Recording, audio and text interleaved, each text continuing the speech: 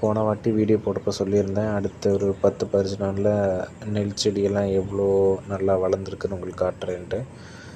So இப்போ எங்கள் வயக்காட்டில் ஒரு அடி கிட்டக்க நெல் வளர்ந்துருக்கு. அதான் நீங்கள் பார்க்குறீங்க.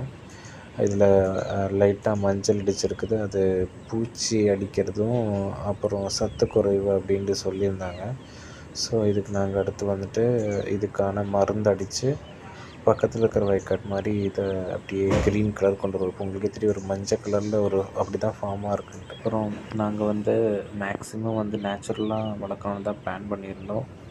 இப்போ நீங்கள் பார்த்தாலே தெரியும், இங்கே நண்டு பொந்தெல்லாம் வந்திருக்குது. ஏன்னா நாங்கள் எந்த பெஸ்டிசைட்ஸும் எந்த களைக்கொல்லி அந்த மாதிரி எதுவுமே நாங்கள் இதில் அந்த மாதிரி எதுவும் யூஸ் பண்ணலை.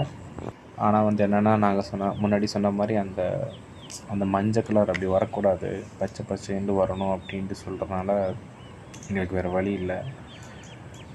அது பூச்சி கடிக்கிறது அப்படின்ட்டு சொல்கிறாங்க. அதனால நாங்கள் மருந்து அடிக்கிறவர்கிட்ட கன்சல்ட் பண்ணிவிட்டு அதுக்கு மருந்து அடித்து தான் ஆகணும், வேறு வழி இல்லை. எங்களுக்கு தண்ணி பாசனம் நேச்சுரலாக பக்கத்துலேயே கம்மாய் இருக்குது. கம்மாய் தண்ணி தான் இப்போ யூஸ் பண்ணுறோம். மோட்டர் இருக்குது, கிணறு இருக்குது. ஆனால் மோட்ரு கெட்டு போச்சு. அதனால் நாங்கள் நேச்சுரலாக அதை இப்போ டிபெண்ட் பண்ணி ஆகணும்.